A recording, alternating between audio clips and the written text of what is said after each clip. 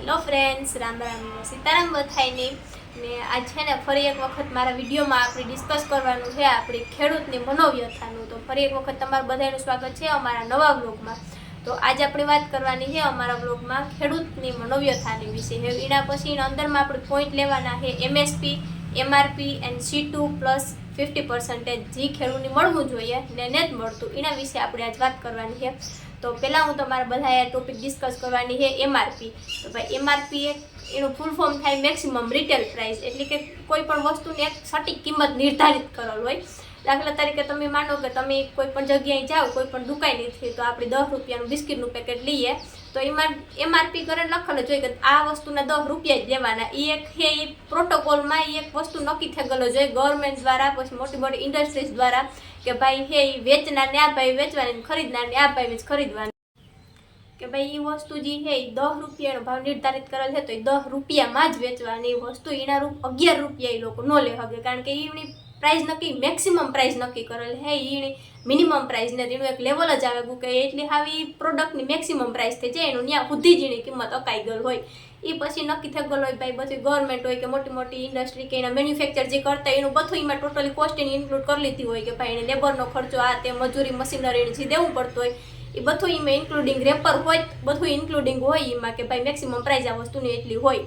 એવીની છે ને જે આ બિસ્કિટના પ્રાઇસ ઉપર MRP 10 રૂપિયા લખેલ છે, એવી 10 રૂપિયા MRP એટલે કે મેક્સિમમ પ્રાઇસ 10 રૂપિયા. એ ધારે તો કદાચ ને 10 થી ઓછા લે શકે, કારણ કે એ લોકોને પરવડતો હોય 10 રૂપિયાથી ઓછામાં વેચવાય, પણ એ લોકો મિનિમમ પ્રાઇસથી નહીં લે કે નહીં વેચે પ્રોડક્ટ, કારણ કે એને તો નફો ન ચડે, એટલે એ મેક્સિમમ પ્રાઇસ જ પકડે હાલી છે. તો આતા ખાલી મારે મેક્સિમમ પ્રાઇસનું તો એમાં કહું પાછું આપણે એક વસ્તુ નક્કી કરીએ કે ભાઈ મેક્સિમમ પ્રાઇસ સારું છે કે બધા વસ્તુ ઉપર મેક્સિમમ પ્રાઇસ લખેલ આપે.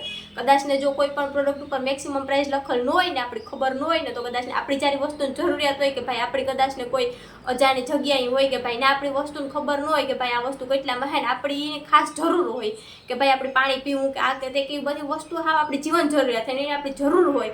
પણ અમુક માણસ હોય કે ભાઈ એની એવું સામેવાળાને ખબર પડી જાય કે આને વસ્તુની જરૂર છે ને એ માણસ છે લેવા માટે પ્રેરાવવાના છે, તો એ લોકો ત્યાં એ વસ્તુની પ્રાઇસ ડબલ કરીને વેચે શકે. પણ એ ખાલી એટલું આપણા માટે સારું છે કે આ બધી પ્રોડક્ટ ઉપર MRP લખેલ આવે ને એ આપણા બધા માટે બેસ્ટ છે. પણ આતા ખાલી મેં તમને બધાને સમજાવવા માટે કે ભાઈ MRP કામ છે ને કઈ રીતના એ લોકો લે ને કામ કરે, એ બધું ખાલી જસ્ટ ઉદાહરણ તરીકે મેં તમને કીધું. પણ આપણી મેન વાત છે MSP ઉપર કે ભાઈ મિનિમમ સપોર્ટ પ્રાઇસ કે જે ખેડૂતને મળવી જોઈએ એના માટેની વાત કરવાની હતી. પણ આતા પછી પહેલાં મેં તમને એક્ઝામ્પલ થ્રુ સમજાવ્યું કે ભાઈ આ બધા જે ઇન્ડસ્ટ્રીવાળા છે બધી પ્રોડક્ટની છે મેન્યુફેક્ચરિંગ કરે, એ લોકો થાય એનો નફો કાઢે ને પછી એ વસ્તુની બધી સેલ આઉટ કરે. તો ખેડૂતની કામ કરવા એનો નફો કાઢતા બધી વસ્તુ સેલ આઉટ કરવા નથી મળતી. કોઈ દિવસ કોઈ ખેડૂત એવો નહીં હોય કે જેની એની પ્રોડક્ટ ઉપર એની કમાણી કરતાં વધારેનો નફો મળ્યો હોય છે. તો આપણી છે ને આજ ખાલી એ વસ્તુ ઉપર જ વાત કરવાની છે કે ભાઈ MSP કામ છે ને કઈ રીતના ખેડૂત ઉપર લાગુ થવી જોઈએ અને એની બધી મળવું જોઈએ. તો મેં તમને બધાની વાત કીધી પહેલાં MRPની, પણ મારા આ વિડીયોની અંદર ખાલી વાત કરવાની છે MSPની ને એ બધી વસ્તુ ઉપર બધા ખેડૂત મિત્રોનું ખાલી ધ્યાન દોરવાનું છે કે આપણે આ બાબત ઉપર સજાગ બનવાનું છે કે ભાઈ આપણી કઈ વસ્તુ મળે ને કઈ વસ્તુ નથી મળતી અને કેટલી વસ્તુથી આપણે પ્રભાવિત નથી થતા કે જે આપણે કવરેજમાં આવતી જ નથી, કે આપણે કંઈ ખબર જ નથી પડતા એ વસ્તુના. કારણ કે અમારા ગામડાનો ખેડૂત હોય એની ખબર જ ન હોય કે ભાઈ આવી વસ્તુ કંઈ સ્કીમ કે કંઈ નીકળ્યું કે આ કે તે, કે એના માટે એક સ્પેશિયલી આ બધા એ માટે ધ્યાન દોરતો વિડીયો છે. એ એક બાબત જરૂર હાવ નોટિસ કરજો અને અમારા ખેડૂત મિત્રો સુધી શેર કરજો.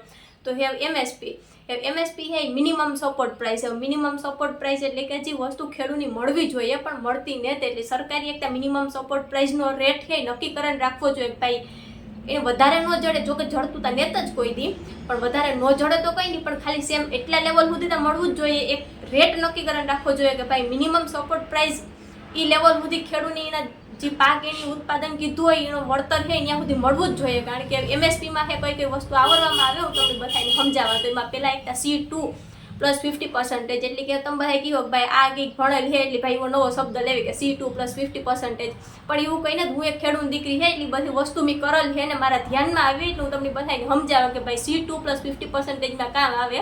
બાકી આ બધી વસ્તુ C2 પ્લસ 50% છે એના ઉપર બહુ મોટા મોટા લેખ લખાઈ ગયેલ છે, કારણ કે એ બધું એક ઇકોનોમિક લેવલનું છે આખું. તો એના માટે બહુ મોટી બુકને એવું લખાઈ ગયેલ છે આખું એગ્રીકલ્ચરમાં કહીએ ને આપણી. તો પણ આપણી એ બાબતે પણ ઓછા સજાગ છે, કારણ કે આપણે આખો એટલું એગ્રીકલ્ચરની કોલેજ કે એવું બધું કંઈ છે નહીં, એટલું ઓછી આપણે એમાં એકાગ્રતા બધી હોય, એવું બધું ધ્યાનને આપણું ઓછું પડે.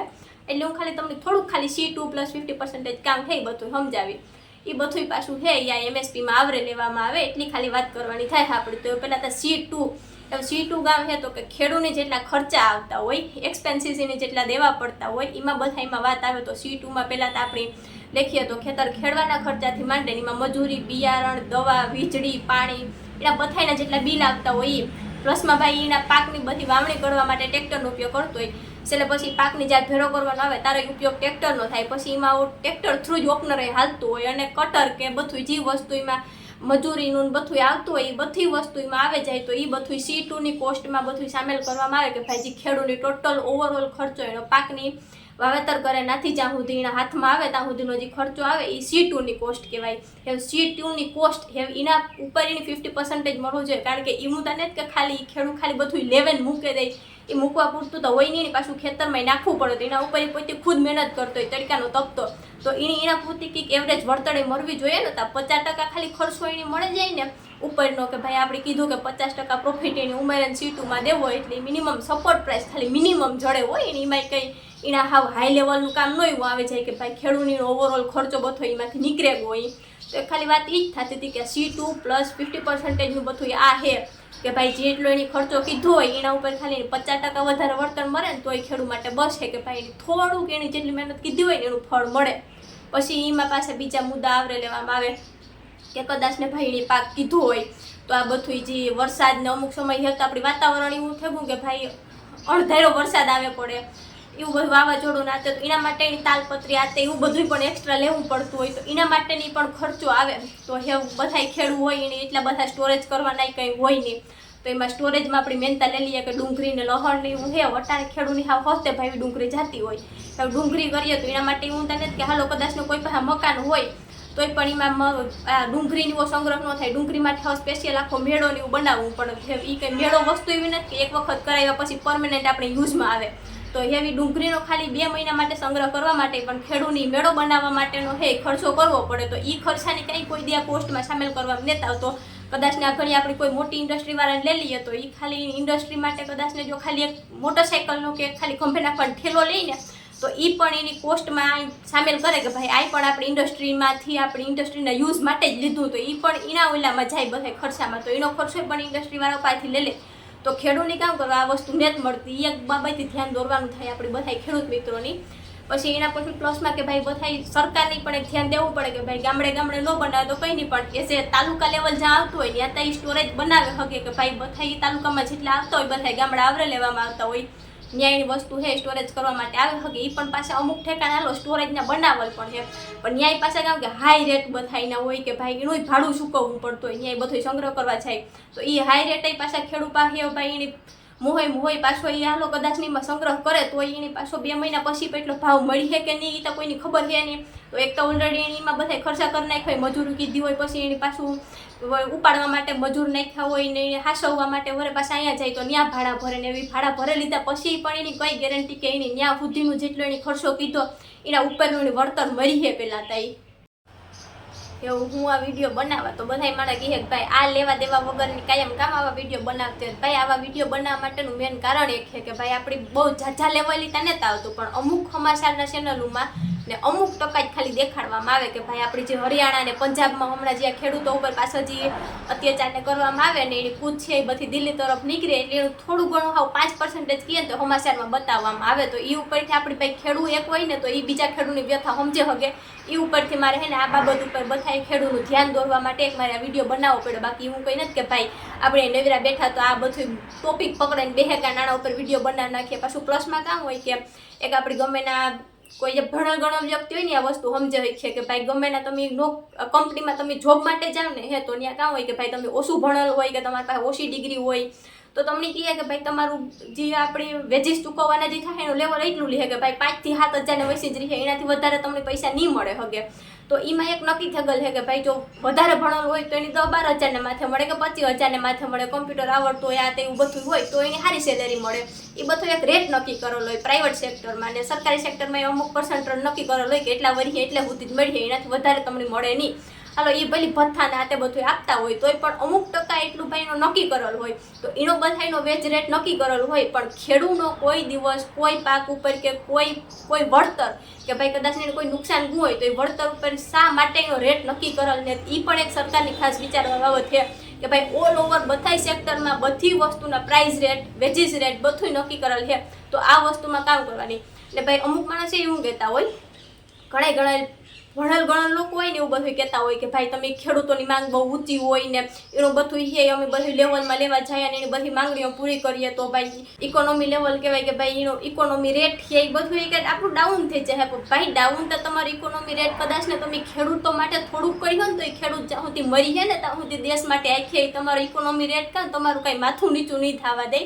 બાકી કદાચ ને હા જો ખેડૂતની એના લેવલમાં નહીં મળે ને તો અમુક ટાઈમ આવી ને તો એવું થાય કે જો ખેડૂત ખેતી કરવાનું બંધ કરી દે ને તો ઇકોનોમી રેટ નીચે આવી છે એ મળી હા નક્કી ગેરંટી છે એટલું. કારણ કે તમે જો ખેડૂતની કદાચ ને એની જેટલી મહેનત કરે ને એના 5 થી 10% તમે એના માટે આપ્યો ને તો એ ખેડૂત છે ને જ્યાં સુધી મરીએ ને ત્યાં સુધી એનો છે ને કહેવાય ને કે ત્યાં સુધી મરીએ ત્યાં સુધી તમારા માટે મહેનત કરીએ ભાઈ એ વસ્તુ મળી એના તરફથી મળી તો મારે એના બદલામાં કંઈક ચૂકવવું જોઈએ. એ એક હે ને ખેડૂત દીકરી તરીકે તમારી બધાયની હાવાય દિલથી આશ્વાસન આપા કે ખેડૂતના દિલમાં એટલું એટલું કહે શકે કે ભાઈ હું જ્યાં સુધી કોઈ માણસ આપણે કોઈ વસ્તુ દે ને તો આપણે એના ઉપર નિર્ભર રહીએ કે ભાઈ એની મળી વસ્તુ આપી તો હું એનો આભારી માના કે હું એનો ઉપકારી છે. તો એ મરીએ ત્યાં સુધી દેહ દુનિયાનો ઉપકાર માનીએ કે એ માણસે મારા માટે એટલું કીધું તો મારે પણ દેહ માટે થોડું કરવું જોઈએ. જો હું એક હે ને હાવ સિમ્પલ ને સટીક ઉદાહરણ થ્રુ તમને બતાવીને સમજાવું. જો મારા પાસે ને અટાણે એક 10 રૂપિયાની બાલાજીની વેફર હે ટમેટાવાળી, એવા 10 રૂપિયાની વેફર હે ને 35 ગ્રામ આવે. જો આમાં MRP લખેલ હે કે 10 રૂપિયાની ગ્રામમાં લખ એવા 10 રૂપિયાની વેફરમાં ખાલી 2 બટેટા જોયા હોય કે ન જોયા હોય તો એવી 2 બટેટામાં તઈ 10 રૂપિયા આપણા પાસેથી લઈ લે. એ 10 રૂપિયા હે ખેડૂની અટાણે કિલ્લાનો ભાવ આપે, વેચવા જાય ને તો કે 10 રૂપિયા ન દેતા કારણ કે માર્કેટમાં લેવા જાય તો અટાણે 50 રૂપિયાના 3 થી 4 કિલો બટેટા આવે એ રીતના ભાવ છે. તો હે ને મારું ખાલી કહેવાનું એટલું જ છે. આતા ખાલી મેં એક મારા પાસે પડી ત્યાં વસ્તુ એટલે મેં તમને ખાલી પ્રોડક્ટ થ્રુ ભાવ ને બધું નક્કી કરાવ્યું કે ભાઈ એવી વ્યક્તિની આમાં આ વેફર છે એમાં ખાલી એને નાખવાનું ગાઉં એક મીઠું મરચું ને ટમેટાનું ખાલી એ ટમેટા યુઝ ન કરતો હોય એનો ખાલી જે ટેસ્ટ દેવા માટે જે એનું થોડું ગોલું આવતું હોય એમાં એડ કરે ને બાકી આ એક ખાલી આ રેપર હોય એનું હોય તો એ ફેક્ટરીવાળાને ખાલી 3 થી 4 રૂપિયાનો ખર્ચો આમાં આવતો હોય એમાં તો એ 10 રૂપિયા વેફર માટે લગાડી દે. તો ખાલી ખેડૂતને તમે વિચાર કરો કે 2 બટેટાને 10 રૂપિયા દેતા હોય તો એ ખેડૂત કાં અટાણે ભૂગે હોય. આ તમારા પાસે ખાલી પડ્યું હતું એટલે ખાલી એક ઉદાહરણ દીધું. બાકી પ્લસમાં છે ને વાત ખાલી એટલી છે કે અમારે ખેડૂત માટે જોઈએ ગામ કે ભાઈ MSP કે ભાઈ મિનિમમ સપોર્ટ પ્રાઇસ છે પ્લસ આ કોસ્ટ 50% જે તમને બધાને કીધું એ બધું નક્કી કરે લગાડે એવું કંઈ નથી કે ભાઈ જો MSP કરતા ખેડૂતને વધારે ભાવ મળે તો એ કોઈ ખેડૂત મરે નહીં જાય. કારણ કે આ ખાલી એક રેટ નક્કી કરવાનો વાત છે કે ભાઈ કોઈ પ્રોટોકોલ એક નક્કી હોય કે આ વસ્તુમાં એટલો રેટ એને દેવો જ. કારણ કે એવું નથી કે ભાઈ અમે કંઈ વિનંતી નથી કરતા કે ખાલી એક સરકાર જ નક્કી કરે આ વસ્તુ પર ભાવ. એવરી સેક્ટરમાં દરેક સેક્ટરમાં નાખો એ બધી વસ્તુ કે ભાઈ સરકાર છે એટલેથી ખરીદતી હોય તો પબ્લિક કે પ્રાઇવેટ બધાય એવરી સેક્ટરની એટલે જ ભાઈ ખરીદવાનું એક નક્કી કરે ને જ રેશિયો રાખવાનો કે ભાઈ આ વસ્તુનો જીરું છે તો ભાઈ એનો એટલો ભાવ હોવો જોઈએ, મગ ધાણા આ તે બધું છે તો એનો એટલો ભાવ નક્કી કરીને રાખો. ભાઈ ખેડૂતની કોઈ પાસે કોઈથી માગવા જવાની જરૂર નહીં પડે. પણ આ તો અમે જ્યાં જઈએ નાથી ખાલી ખેડૂત પીટા તો જ આવે એટલે આવું બધું કરવું પડે. નકર કોઈ ખેડૂતની છે ને કંઈ મજા ન આવતી હોય કાંઈ જેમ આખું પાછું કંઈ કરવાની કે ભાઈ અટાણ તમે જોવે હોગો આવે કે એક આપણી મેં આ બધી વાત કીધી ને પછી મને એક યાદ આવે કે આપણા જે લાલ બહાદુર શાસ્ત્રી હતા ને એક સ્લોગન આપ્યું હતું કે જય જવાન જય કિસાનનું.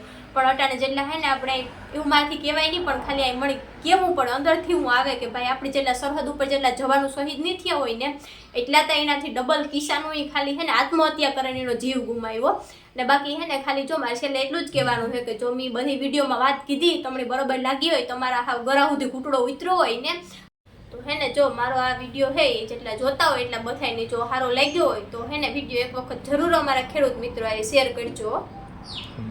Thank you.